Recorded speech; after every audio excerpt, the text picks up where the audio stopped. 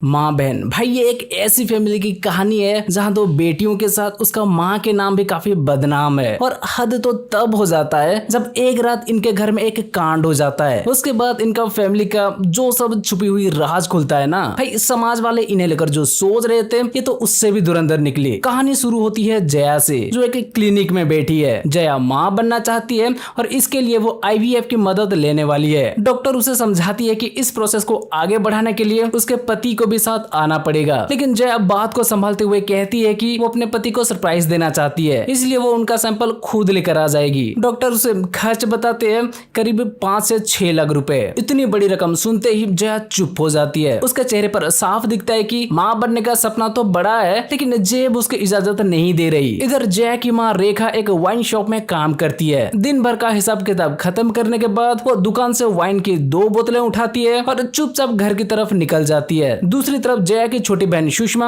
अपनी ही दुनिया में जी रही है। उसे सोशल मीडिया पर वायरल होना है, व्यूज चाहिए, और इसी चक्कर में वो अपने जीजा जी यानी जया के पति मानस के साथ वीडियोस बना रही है। वीडियो में सुषमा का मानस के साथ जरूरत से ज्यादा खुलकर बात करना लोगों को अजीब लगता है। कमेंट्स में लोग उसके कैरेक्टर पर सवाल उठाने लगते हैं। ये सब देखकर सुषमा भड़क जाती है। वैसे भी उसका गुस्सा काफी तेज है, खासकर तब जब कोई उसके पापा के बारे में बात कर दे। पापा का नाम सुनते ही सुषमा का पारा सीधा 7वें आसमान पर पहुंच जाती है। अब जया की मैरिड लाइफ देखे तो उसका ससुराल बाहर से नॉर्मल दिखता है, लेकिन अंदर से उसके लिए किसी जेल से कम नहीं है। घर में उसका पति मानस, ससुर और 3 देवर रहते हैं। इन 5 मर्दों की सेवा करना, खाना बनाना, घर संभालना सब कुछ अकेली जया के जिम्मे है। जया का सपना माँ बनने का है, लेकिन उसकी जिंदगी में प्यार और रिस्पेक्ट नाम की चीज लगभग गायब है। रात को जया जब मानस और सुषमा की वही वीडियो देखती है तो उसे बहुत बुरा लगता है, लेकिन वो चुप रहती है, दर्द अंदर रखती है और मानस से कुछ नहीं कहती। तभी उसके फोन पर उसकी माँ रेखा का कॉल आता है। रेखा बहुत रो रही होती है। वो जया से कहती है कि सुषमा को भी कॉन्फ्रेंस कॉल पर जोड़िए। जया और सुषमा के बीच पहले से ही तनाव है, दोनों बहनों की बिल्कुल नहीं बनती। फिर भी रेखा की हालत देखकर दोनों कॉल पर आ जाती है और फिर रेखा एक ऐसी बात बताती है जिससे दोनों के होश उड़ जाते हैं। रेखा कहती है कि गुप्ता जी नहीं रहे। जया पहले समझ नहीं पाती। वो पूछती है कि अगर पड़ोस वाले गुप्ता जी की मौत हो गई है तो आप इतना क्यों रो रही है? तभी रेखा बोलती है क्योंकि गुप्ता जी की मौत हमारे घर के अंदर हुई है। ये सुनते ही जया और सुषमा के पैरों तले जमीन खिसक जाती है। अगले दिन दोनों बहनें अपनी माँ के घर पहुंचती है और यहीं से कहानी धीरे धीरे 22 साल पीछे जाती है। जब रेखा नई नई दुल्हन बनकर इस आदर्श कॉलोनी में आई थी तब उसका पहनावा और अंदाज बाकी औरतों से काफी अलग था। वो ज्यादा मॉडर्न थी,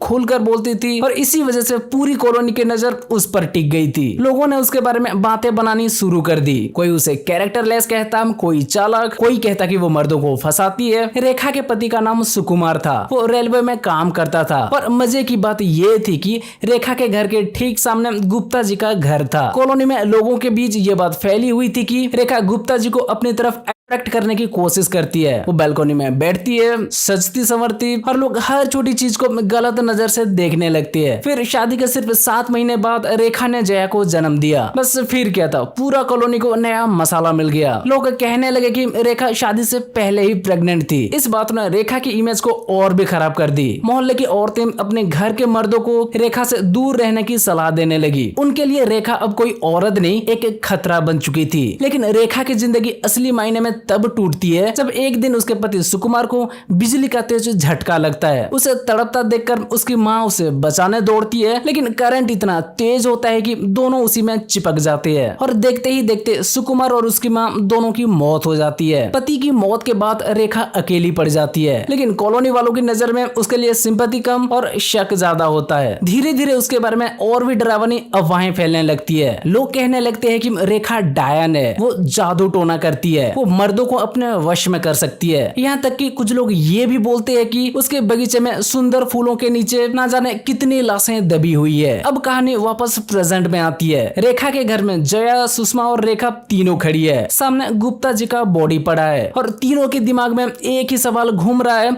अब करे तो करे क्या? जया और सुषमा अपनी माँ से पूछती है कि गुप्ता जी इतनी रात को आपके घर आए ही क्यों थे? तब रेखा बीती रात की बात बताती है। वो कहती है कि गुप्ता जी अचानक दरवाजे पर आए। रेखा को लगा कि उनकी बेटी की शादी होने वाली है, शायद उसी से जुड़ा कोई काम होगा। लेकिन जैसे ही उसने दरवाजा खोला, गुप्ता जी की नीयत बदल गई। उन्होंने रेखा को पकड़ने की कोशिश की और उसके साथ जबरदस्ती करना चाहा। रेखा खुद को बचाते हुए अंदर भागी। इसी धक्का मुक्की में उसने गुप्ता जी को जोर से धक्का दे दिया। गुप्ता जी गिर गए और फिर उठे ही नहीं। ये सुनकर जया कहती है कि अगर आपने सेल्फ डिफेंस में ऐसा किया है तो हमें पुलिस के पास जाना चाहिए, सच बताएंगे तो शायद आप बच जाएंगी। लेकिन रेखा तुरंत मना कर देती है। वो कहती है कि इस कॉलोनी में मेरी इमेज पहले से खराब है, पुलिस मेरी बात नहीं मानेगी, सब यही कहेंगे कि रेखा ने कुछ गलत किया होगा। सुषमा भी रेखा के बात से सहमत होती है। उसे भी लगता है कि पुलिस के पास जाना खतरे से खाली नहीं है। फिर रेखा एक खतरनाक आइडिया देती है। वो कहती है कि कल रात हम गुप्ता जी की बॉडी को नहर में फेंक देंगे। लेकिन सुषमा कहती है ऐसा करना आसान नहीं होगा, गुप्ता जी की वाइफ उन्हें ढूंढेगी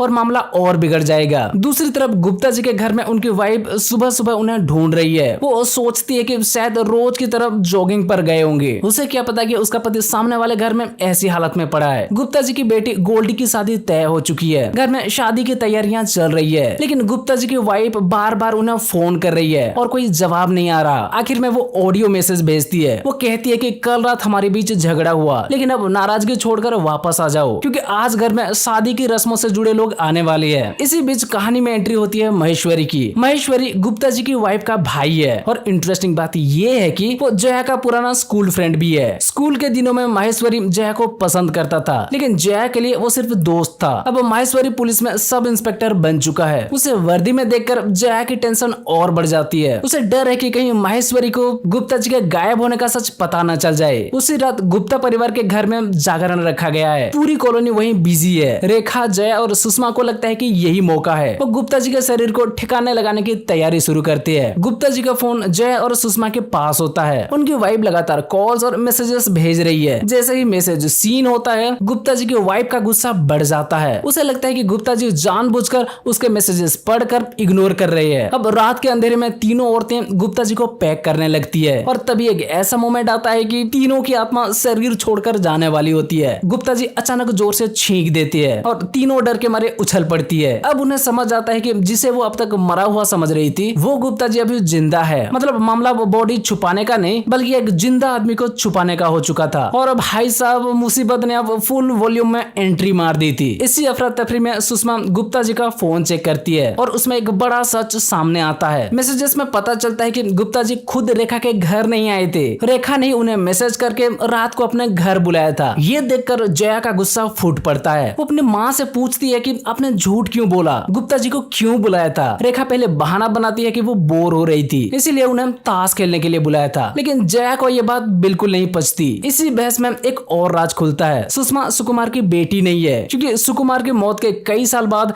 रेखा ने सुषमा को जन्म दिया था। अब जया को साफ लगने लगता है कि उसकी माँ की जिंदगी में अभी भी कई राज छुपे हैं। दबाव बढ़ता है तो रेखा आखिरकार सच बताती है। वो कहती है कि उसने वाइन शॉप के गल्ले से करीब 4-5 लाख रुपए लिए हैं और प्रॉब्लम ये है कि गुप्ता जी उसी वाइन शॉप के मालिक के अकाउंटेंट है। उन्हें रेखा की चोरी का पता चल गया था। वो मालिक को सब बताने वाले थे। रेखा कहती है कि उसे बस 2 दिन का टाइम चाहिए था, कहीं से पैसे आने वाले थे, इसलिए उसने गुप्ता जी को 3 पत्ती खेलने के बहाने घर बुलाया ताकि उनसे हाथ जोड़कर कह सके कि 2 दिन तक ये बात छुपा ले। लेकिन घर आते ही गुप्ता जी की नीयत खराब हो गई। उन्होंने जबरदस्ती करने की कोशिश की और बचाव में रेखा ने उन्हें धक्का दे दिया। अब रेखा जया से कहती है कि गुप्ता जी को 2 दिन तक यहीं छुपाना होगा। अगर वो बाहर गए तो मालिक तक सारी बातें पहुंच जाएगी और रेखा जेल चली जाएगी। जया ये सब सुनकर भड़क जाती है। जया अपनी माँ के झूठ, चोरी और इस पूरे मामले का हिस्सा नहीं बनना चाहती। वो अपना बैग उठाती है और जाने लगती है। तभी रेखा जया की सबसे कमजोर जगह पर चोट करती है। वो कहती है कि तुझे भी 5-6 लाख रुपए चाहिए ना, जैसे ही मेरे पास आएंगे मैं तेरे IVF के लिए पैसे दे दूंगी। तो भाई जया रुक जाती है, क्योंकि माँ बनने का सपना उसके सामने खड़ा था। एक तरफ सही गलत की लड़ाई थी, दूसरी तरफ उसकी मजबूरी, और इसी मजबूरी के आगे जया वहाँ रुकने को तैयार हो जाती है। अब गुप्ता जी जिंदा है, इसीलिए उन्हें चुप रखना जरूरी है। तीनों मिलकर उन्हें बहुत ज्यादा कफ सिरप पिला देते हैं ताकि वो बेहोश रहे और कोई आवाज न करे। अगली सुबह गुप्ता जी की बेटी गोल्डी सुषमा से बात कर रही होती है। ये देखकर गुप्ता जी की वाइफ भड़क जाती है। उसे लगता है कि रेखा और उसकी बेटियां उसकी बेटी की शादी में रुकावट डालना चाहती है। गुप्ता जी की वाइफ को पूरा विश्वास है कि रेखा जादू टोना करती है। उसे लगता है कि रेखा ने गुप्ता जी पर कोई काला जादू किया है, जिसकी वजह से वो घर छोड़कर चले गई है। इस शक को दूर करने के लिए वो एक तांत्रिक बाबा के पास पहुंच जाती है। अब कहानी सुषमा के पास्ट की तरफ जाती है। सुषमा को वायरल होने का इतना जुनून था कि एक बार उसने सारी लिमिट क्रॉस कर दी थी। जब उसके नॉर्मल वीडियोस पर व्यूज नहीं आ रहे थे तो उसने एक लड़के के साथ किस करते हुए वीडियो अपलोड कर दिया। वीडियो वायरल तो हो गया लेकिन बदनामी भी जबरदस्त हुई। कॉलोनी वालों ने बवाल कर दिया। उनका कहना था कि अगर सुषमा इस कॉलोनी में रही तो उनके घर के लड़के बिगड़ जाएंगे। दबाव इतना बढ़ा कि रेखा को सुषमा को घर से निकालना पड़ा। उसने सुषमा को जया के ससुराल भेज दिया लेकिन वहां जाकर भी सुषमा नहीं सुधरी। उसने मानस के साथ वीडियोस बनाने शुरू कर दिए। यही बात जया को अंदर ही अंदर खाई जा रही थी। प्रेजेंट में जया के हस्बैंड का फोन आता है। वो जया पर चिल्लाते हैं कि वो बिना बताए घर से बाहर कैसे रह सकती है। जया अभी जवाब सोच रही होती है कि अचानक गुप्ता जी की वाइफ धड़ाम से रेखा के घर में घुस आती है। वो घर में कुछ छुपाने आई है ताकि तांत्रिक वाले उपाय से रेखा का जादू काट सके। जया और रेखा किसी तरह उसे रोकती है और बाहर निकालती है लेकिन बाहर जाते जाते गुप्ता जी की वाइफ को एक जानी पहचानी खुशबू आती है। ये वही हेयर ऑयल की खुशबू थी जो गुप्ता जी अपने बालों में लगाते थे। तब उसका शक और मजबूत हो जाता है कि गुप्ता जी इस घर में जरूर आए थे। वो अपने भाई महेश्वरी से कहती है कि जया से अपनी पुरानी दोस्ती का फायदा उठाओ, रेखा के घर जाओ और कोई सुराग ढूंढो। महेश्वरी जया के घर आता है लेकिन जया उसे अंदर जाने नहीं देती। वो जल्दी से बहाना बनाती है कि उसे अपने पुराने स्कूल जाना है तो महेश्वरी उसे स्कूल ले जाता है। वहाँ दोनों पुराने यादों में खो जाते हैं लेकिन जया के दिमाग में सिर्फ एक ही बात घूम रही है, कहीं सच बाहर ना आ जाए। स्कूल से लौटकर महेश्वरी जया को घर छोड़ने आता है लेकिन वहाँ एक नई आफत इंतजार कर रही होती है। मानस वहाँ पहुँच चुका होता है। जया को महेश्वरी के साथ देखकर मानस जलन और शक से भर जाता है। घर के अंदर आते ही वो जया से सवाल करने लगता है कि वो अपने मायके में क्यों रुकी है। रेखा तुरंत बात संभालती है। वो मानस से झूठ बोलती है कि उसने ही जया को रुकने के लिए कहा था क्योंकि वो अकेली महसूस कर रही थी। रेखा इमोशनल बात करती है। ऊपर से जब वो मानस से कहती है कि आज रात तुम्हारी पसंद का चिकन बनेगा तो मानस तुरंत वहीं रुकने का फैसला कर लेता है। लेकिन अब रेखा, जया और सुषमा की टेंशन दोगुनी हो जाती है क्योंकि गुप्ता जी को उन्होंने किचन में छुपा रखा है। अगर मानस गलती से भी किचन में गया तो पूरा खेल खत्म। तीनों हर वक्त उसे किचन से दूर रखने की कोशिश करती है। इस बीच जया देखती है कि रेखा छुपकर किसी से फोन पर बात कर रही है। रेखा सामने वाले से कह रही है कि 2 दिन बाद पैसे लेकर आ जाना, लेकिन वो मिस्टीरियस आदमी कौन है ये अभी साफ नहीं होता। तभी कहानी में एक और ट्विस्ट आता है। गुप्ता जी की वाइफ के फोन पर एक अननोन मैसेज आता है। उसमें लिखा होता है कि गुप्ता किडनैप हो चुका है, अगर उन्हें सही सलामत वापस चाहती है तो 5 लाख रुपए लेकर बताई गई जगह पर आना। गुप्ता जी की वाइफ डर जाती है और अपने भाई माहेश्वरी को सब बताती है। अब माहेश्वरी भी गंभीर हो जाता है। अब तक उसे लग रहा था कि गुप्ता जी नाराज होकर कहीं गए हैं, लेकिन अब मामला किडनैपिंग और फिरौती तक पहुंच चुका है। इसी बीच कहानी रेखा के पास्ट में एक और झलक दिखाती है। सुकुमार की मौत के बाद रेखा ने पेट पालने के लिए कई काम किए। कभी वो घर घर जाकर नाइटी बेचती थी तो कभी उसने साइबर कैफे खोला, लेकिन कॉलोनी वालों ने उसके हर काम में शक ढूंढ लिया। साइबर कैफे को लेकर भी बातें फैलाई गई और आखिरकार वो बंद हो गया। रात को महेश्वरी किडनैपिंग वाले आदमी को पकड़ने के लिए जाल बिछाया है। वो उस सुनसान जगह पर छुप जाता है जहाँ पैसे रखने को कहा गया था। थोड़ी देर बाद गुप्ता जी की वाइफ और गोल्डी वहाँ आती है। वो डरते डरते 5 लाख रुपए से भरा बैग रखकर चली जाती है। उधर उसी रात रेखा चुपचाप घर से बाहर निकलती है। जया उसे देख लेती है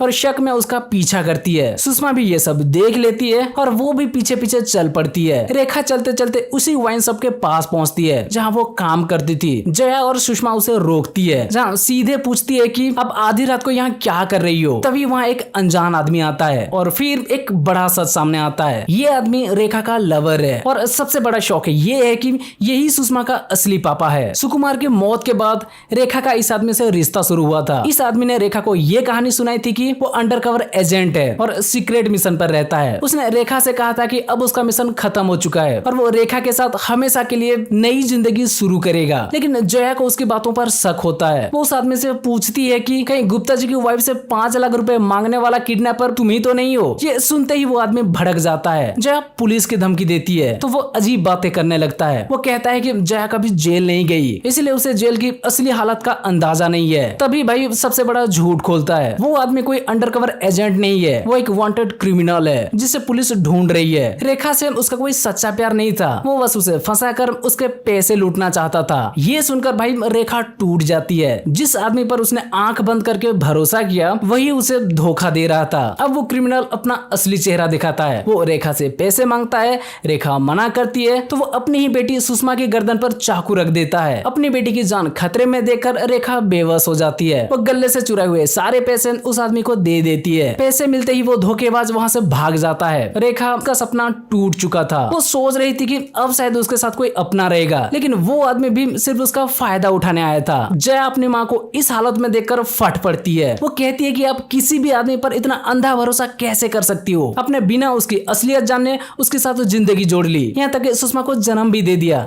कि ये बातें सुषमा को चुभ जाती है। गुस्से में सुषमा सीधे उस कमरे की तरफ भागती है जहां गुप्ता जी को बांध कर रखा गया है। वो ठान लेती है कि अब चाहे कुछ भी हो वो गुप्ता जी को आजाद कर देगी। जया उसे रोकने भागती है। दोनों के बीच खींचातानी होती है और इसी बीच गुप्ता जी को होश आ जाता है। होश में आते ही गुप्ता जी बेकाबू हो जाती है। वो जया और सुषमा पर हमला कर देती है। अपनी और अपनी बहन की जान बचाने के लिए जया पास रखी एक भारी नारियल उठाती है और पूरी ताकत से गुप्ता जी के सर पर मार देती है। गुप्ता जी फिर से जमीन पर गिरकर बेहोश हो जाती है, लेकिन इस लड़ाई की आवाज बाहर सोए मानस तक पहुंच जाती है। उसे अंदर से किसी मर्द की आवाज सुनाई देती है और फिर वो जया पर बहुत गंदा इल्जाम लगाता है। वो कहता है कि अंदर जरूर कोई गैर मर्द है और जया उसके साथ गलत काम कर रही है। अपने ही पति के मुंह से ऐसा इल्जाम सुनकर जया के अंदर सालों से दबा गुस्सा फट पड़ता है। वो बाहर आती है और मानस को साफ कह देती है कि वो यहाँ से चला जाए। मानस अपनी अकड़ में कहता है कि अब वो जया को अपने घर वापस नहीं ले जाएगा, लेकिन इस बार जया नहीं डरती। वो कहती है कि मुझे तुम्हारे साथ वापस आना भी नहीं है। आज भाई जया रुकने वाली नहीं थी। वो मानस की पूरी सच्चाई उसके सामने रख देती है। वो कहती है कि बच्चा मेरी वजह से नहीं तुम्हारी वजह से नहीं हो रहा, कमी तुम में है। शराब पी पी कर तुमने अपनी सेहत खराब कर ली है। वो उसे ये भी सुनाती है कि वो अपनी पत्नी के सामने उसकी बहन पर बुरी नजर डालता है, उसके साथ फ्लर्ट करता है और फिर कैरेक्टर पर इल्जाम भी पत्नी का लगता है। जया कहती है कि मानस ने उसे कभी पत्नी समझा ही नहीं, बस घर की फ्री नौकरानी बनाकर रखा है। फिर जया अपने पास्ट का सच बताती है। दरअसल मानस जया की एक सहेली को देखने आया था, लेकिन उसकी नजर जया पर चली गई। बात फैली तो समाज ने दोष जया पर डाल दिया। अपनी माँ की तरह बदनाम होने के डर से जया ने रिश्ता स्वीकार कर लिया और मानस से शादी कर ली। लेकिन आज उसे समझ आ गया था कि बदनामी से बचने के लिए की गई शादी जिंदगी भर की सजा बन सकती है। वो मानस को घर से निकाल देती है और साफ कहती है कि बहुत जल्द डिवोर्स पेपर भेज देगी। मानस बेइज्जत होकर वहाँ से चला जाता है। मानस के जाने के बाद सुषमा रोते हुए जया के पास आती है। वो उसे कहती है कि उसके और मानस के बीच कुछ भी गलत नहीं था। वो मानती है कि वो बस वायरल होने की अंधी दौड़ में फंस गई थी। व्यूज और अटेंशन पाने के लिए उसने ऐसे वीडियोस बनाए, लेकिन उसके दिल में मानस के लिए कोई फीलिंग्स नहीं थी। अगली सुबह रेखा उठती है और देखती है कि गुप्ता जी घर से गायब है। दूसरी तरफ गुप्ता जी अपने घर पहुंच चुके हैं। उनकी हालत खराब है, जैसे किसी बड़े सदमे से गुजरे हो। तभी उसके बेटे की नजर उस कपड़ों पर जाती है जिससे गुप्ता जी का मुंह बांधा गया था। वो कपड़ा रेखा का ब्लाउज था। ये देखकर गुप्ता जी की वाइफ को पूरा यकीन हो जाता है कि गुप्ता जी को रेखा ने ही किडनैप किया था। इधर रेखा, जया और सुषमा अपना सामान बांधने लगती है। उन्हें लगता है कि जैसे ही गुप्ता जी वाइन शॉप के मालिक को चोरी वाली बात बताएंगे पुलिस उन्हें पकड़ने आ जाएगी। तभी रेखा का फोन बजता है। दूसरी तरफ गुप्ता जी होते हैं। वो रेखा को ब्लैकमेल करते हैं। वो कहते हैं कि अगर पुलिस और वाइन शॉप के मालिक से बचना है तो अपना घर मेरे नाम कर दो। और यहीं आकर कहानी का सबसे घिनौना सच सामने आता है। असल में गुप्ता जी की नजर सालों से रेखा के इस घर पर थी। कॉलोनी में रेखा को लेकर जितनी भी गंदी अफवाहें फैली थी उनके पीछे गुप्ता जी का ही हाथ था। रेखा को बदनाम करना, उसके काम बंद करवाना, लोगों के मन में उसके खिलाफ डर भरना, ये सब गुप्ता जी की चाल थी। रेखा ने कभी गुप्ता जी को फंसाने की कोशिश नहीं की थी। उल्टा गुप्ता जी उसके घर पर कब्जा करना चाहते थे। उनका प्लान था कि रेखा इतनी बदनाम और मजबूर हो जाए कि वो घर छोड़ दे और फिर वो किसी तरह उस पर कब्जा कर ले। सच जानकर रेखा अंदर से हिल जाती है, लेकिन इस बार वो हार मानने को तैयार नहीं होती। वो अपनी बेटियों से कहती है कि तुम दोनों यहाँ से चले जाओ, मुझे जेल भी हो गई तो कोई बात नहीं, लेकिन मैं ये घर लालची गुप्ता को कभी नहीं दूंगा। रेखा की ये हिम्मत देखकर जया के दिमाग में एक प्लान आता है। उसी दिन गुप्ता जी का परिवार किसी फंक्शन में बाहर गया होता है। मौका देकर रेखा, जया और सुषमा गुप्ता जी को अपने घर बुलाती है। वो गुप्ता जी की कमजोरी का फायदा उठाती है, उनसे मीठी बातें करती है, फ्लर्ट करती है। गुप्ता जी डांस देखने को कहती है तो तीनों डांस भी करती है और उनकी मालिश भी करती है। गुप्ता जी को लगता है कि गेम उनके हाथ में है, लेकिन उन्हें क्या पता कि कमरे में हिडन कैमरा लगा हुआ है। जया पूरा वीडियो रिकॉर्ड कर लेती है और उसे माहेश्वरी और गुप्ता जी की वाइफ को भेज देती है। वीडियो देखते ही गुप्ता जी की वाइफ आग बबूला होकर वहाँ पहुंच जाती है। अपने पति को इस हालत में देखकर उसे समझ आ जाता है कि उसके पति उतने भी सीधे साधे नहीं है जितना वो समझती थी। अब रेखा उसे उस रात का पूरा सच बताती है। वो बताती है कि गुप्ता जी ने उसके साथ जबरदस्ती करने की कोशिश की थी और खुद को बचाने के लिए उसे धक्का देना पड़ा। तीनों औरतें गुप्ता जी को धमकी देती है कि अगर उन्होंने वाइन शॉप वाले को कुछ बताया तो ये वीडियो वायरल कर देंगी, लेकिन गुप्ता जी बेशर्मी से हंसते हैं। वो कहते हैं कि कर दो वायरल, समाज में बदनामी हमेशा औरत की होती होती है, मर्द का कोई कुछ नहीं बिगाड़ सकता। लेकिन इस बार उनकी ये चाल नहीं चलती।